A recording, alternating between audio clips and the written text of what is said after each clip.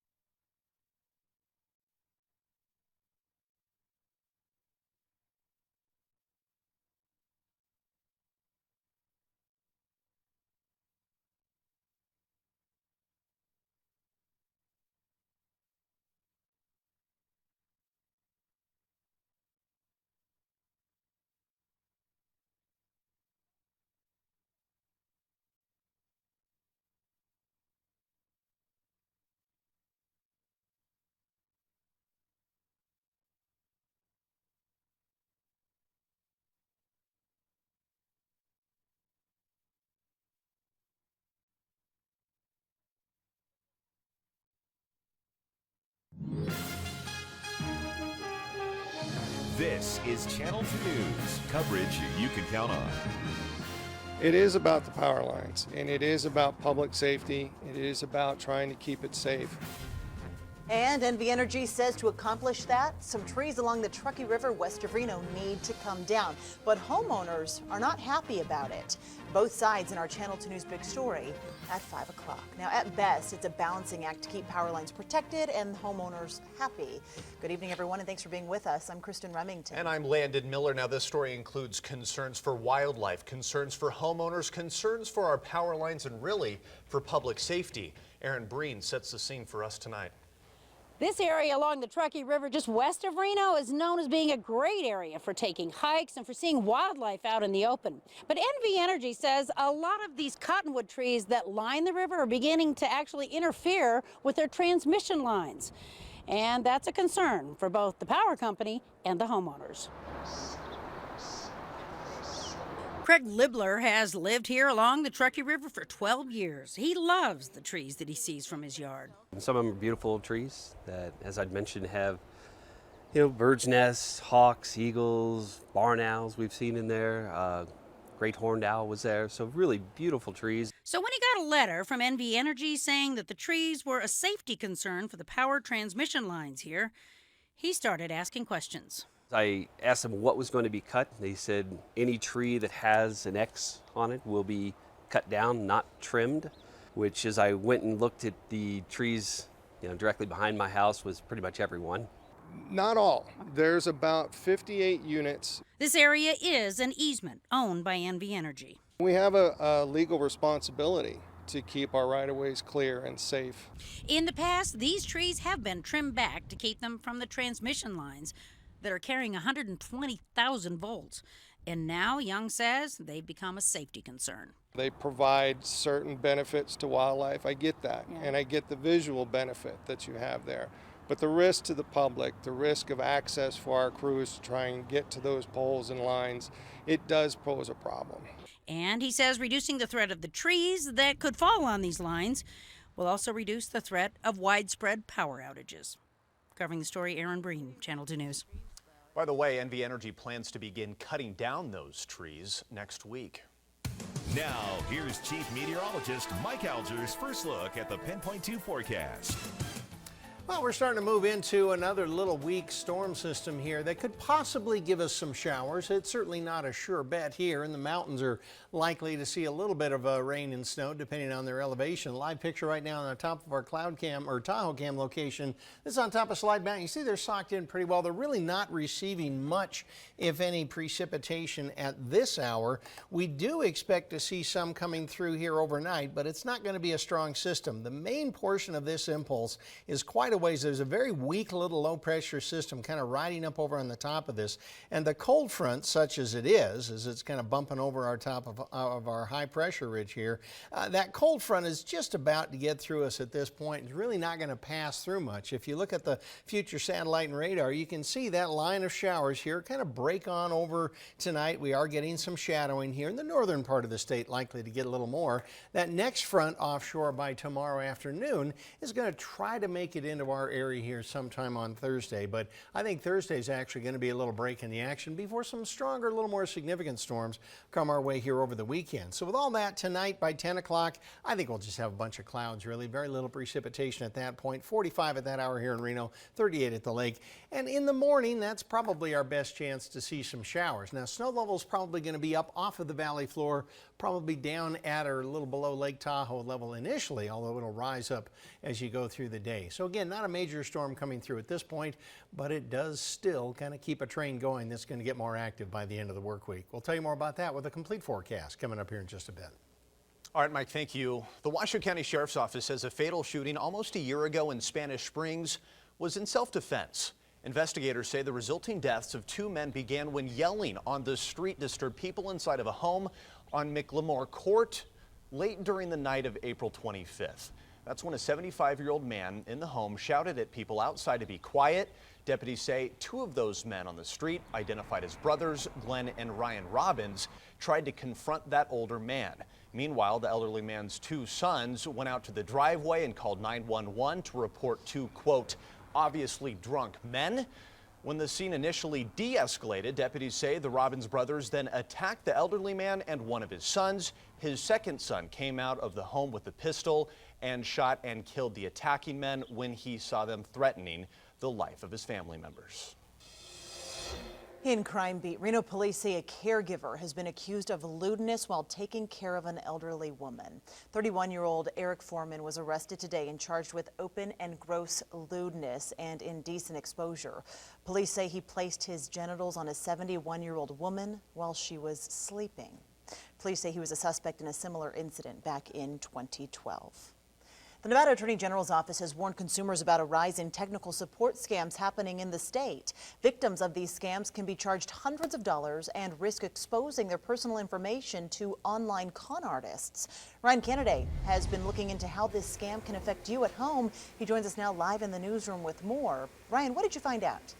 Well, Kristen, I found that the two types of scams recently that are happening to people are either pop-up messages that warn the user of fake computer viruses or the more common approach called cold calls. Now, when this happens, the scammer will call your home and falsely represent themselves as a technical support professional. They call in and they say that they're getting all kinds of errors reported on your computer, that somehow they're monitoring and that there's malicious activity that they're trying to be a good guy and help you with.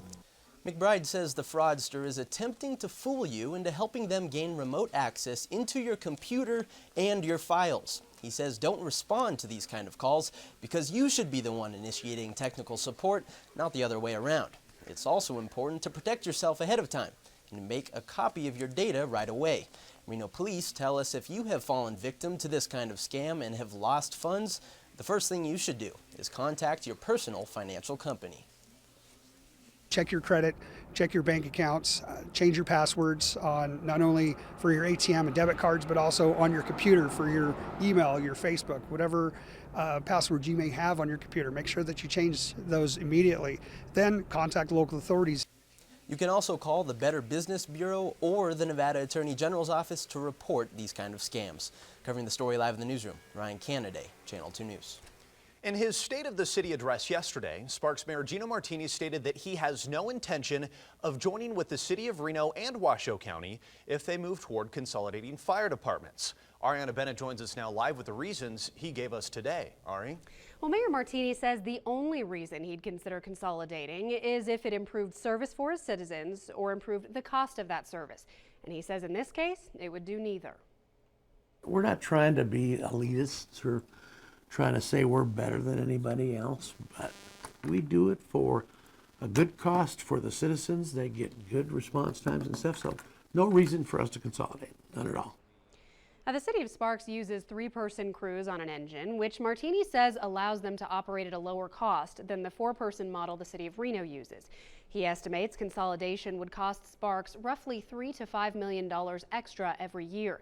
He also says he doesn't want Sparks involved in some of the legal battles that have gone on between Reno and Washoe County, and he isn't sure that Sparks would get fair treatment in a partnership. Reno has been in talks with Washoe County for months about possibly reconsolidating their fire departments, and both entities have mentioned including Sparks in their plans for a regional fire service. But Martini says that is not in the cards. We keep going down this road, and I don't know why. We've made it very, very clear to Reno and the county that we do not want to consolidate with their fire departments. Now, Martini also says he has gotten no communication from Sparks residents that they want to consolidate. Covering the story live, Ariana Bennett, Channel 2 News.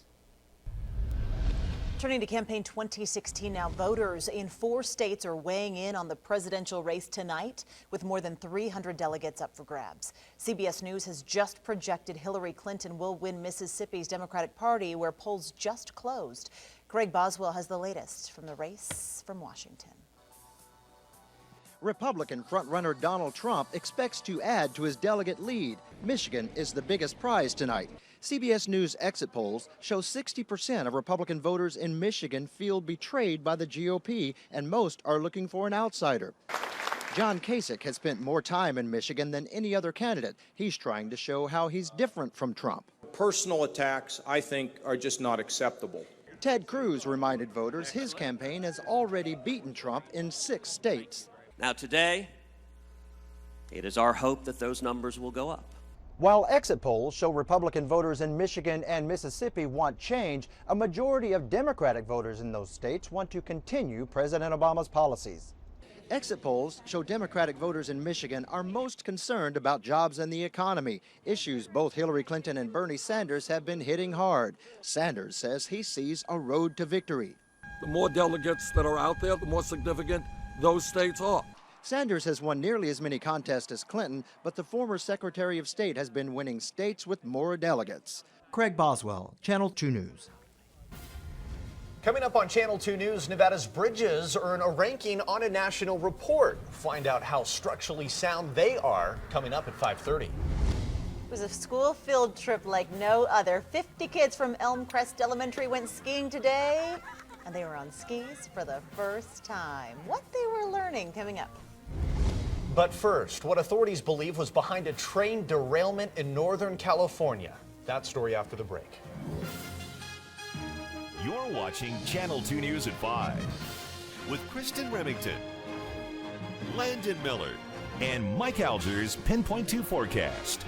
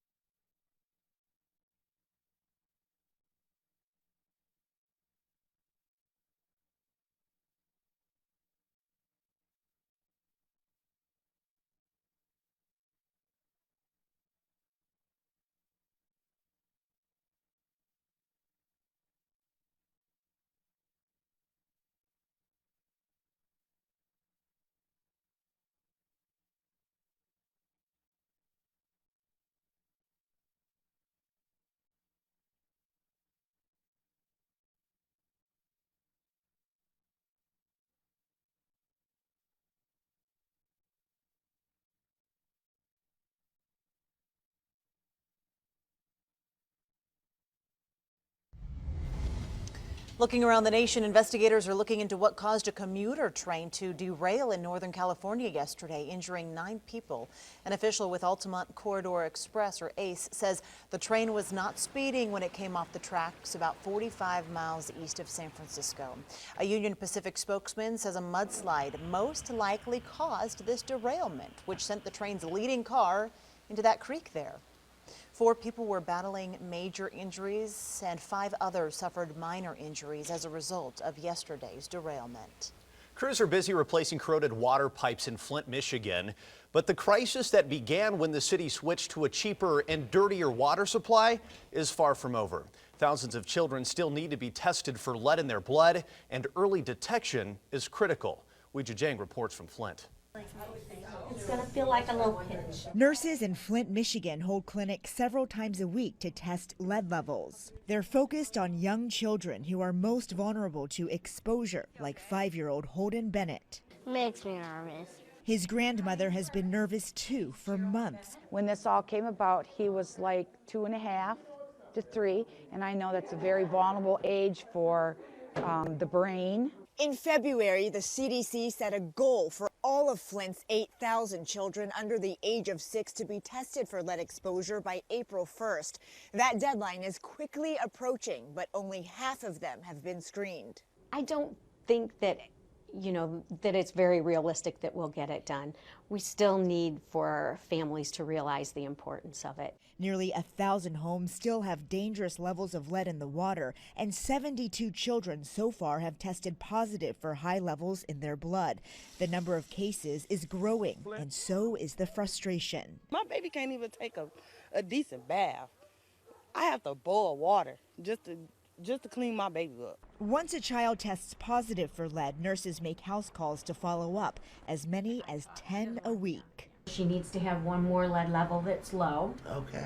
High levels can cause developmental or behavioral issues. That's why health officials are urging parents to screen their kids. Weijia Jiang, Channel 2 News. Well, we do have some storms coming into the area here before the week will be out. How strong will they be and when will they hit? We'll tell you all about them coming up next. But first, today marks 2 years since the disappearance of Malaysia Airlines Flight 370. How the families of those lost are still hoping for closure. Next. Thanks for watching. For the computer. Jason, are you there? Yep.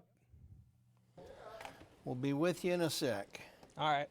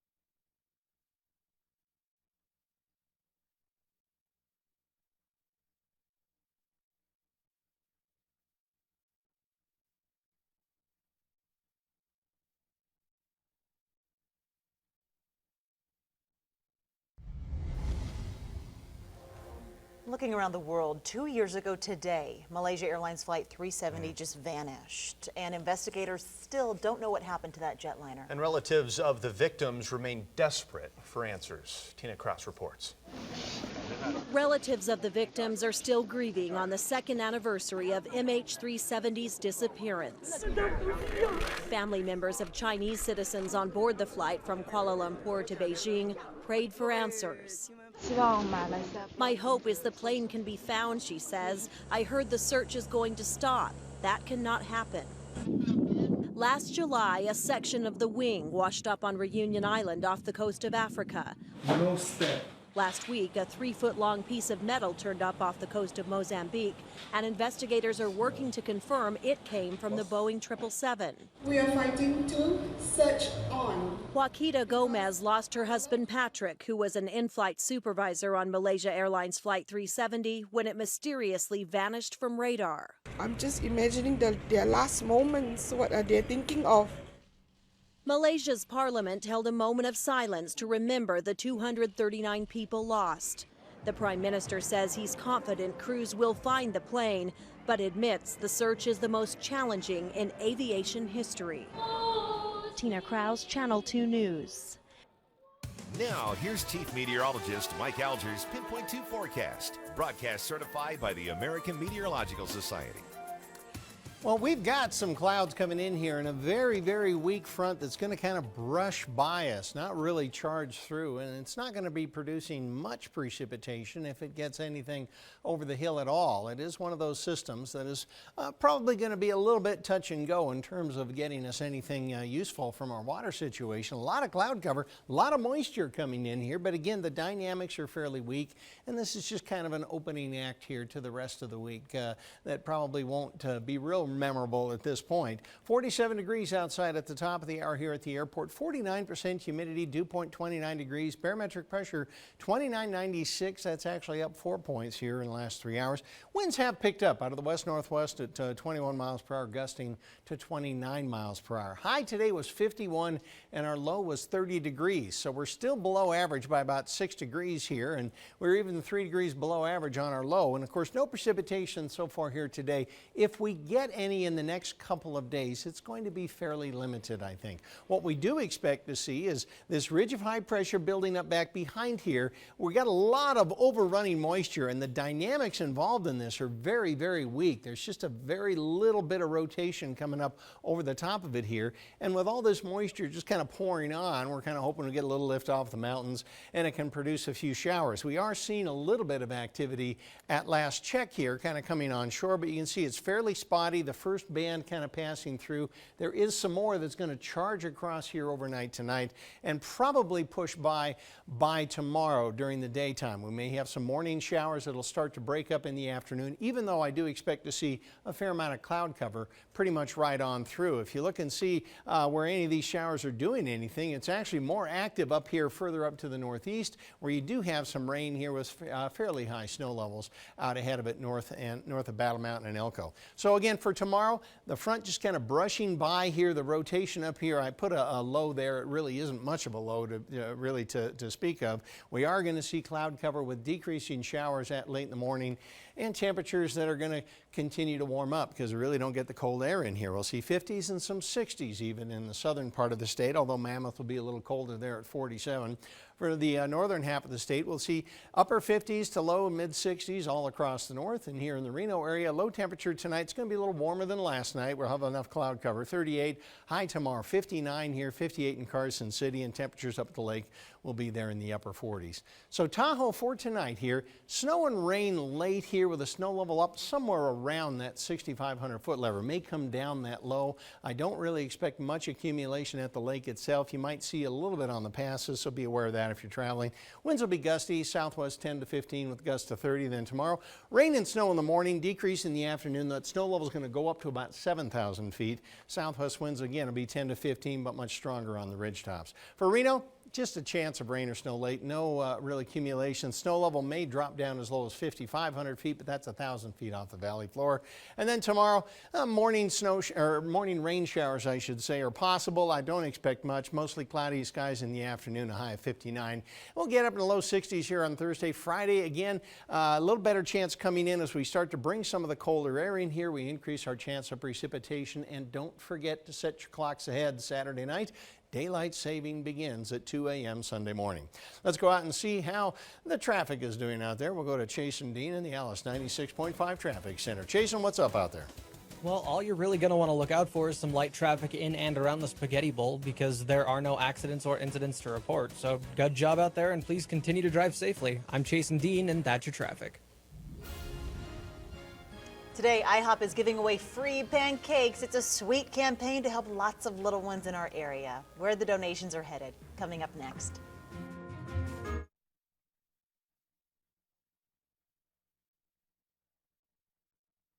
Mic check 1 2 3. Mic check 1 2 3. We made friends with some goats out here.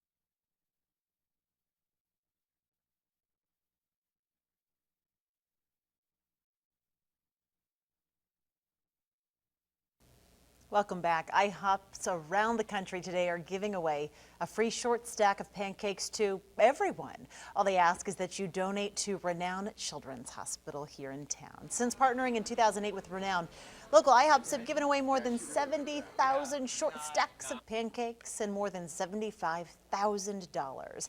Last year, they raised $18,000 and plan on doing the same today. Renown wants to spend the money on upgrading a machine they use at least a dozen times a week. It's called a glide scope, and it helps doctors visualize children's throats. The glide scope is a piece of equipment used in the emergency room in the pediatric ICU to help with intubations and visualize the throat for our most critically ill children. And there's still time for your free short stack. If you want breakfast for dinner, you can head to any of these 5 locations until 7 o'clock tonight. Again, any of these locations listed here on your screen. Let's go. Want to? Yes. Yeah, let's get some pancakes. In other news, this week is National Boys and Girls Club Week, and today the Boys and Girls Club of the Truckee Meadows got a big donation. Oh yeah, LP Insurance Services presented a donation of $20,000 for the Boys and Girls Club at their administrative offices on East 9th Street this afternoon. They said choosing the Boys and Girls Club for this donation, yeah, it was an easy choice. Love what the Boys and Girls Club does. Love their commitment to the community. The company also brought in an art packet for each of the children at today's event. Well, bridge inspections and rehabilitation programs for structures across the state have paid off. Coming up next, we'll tell you about where we rank on a national bridge report.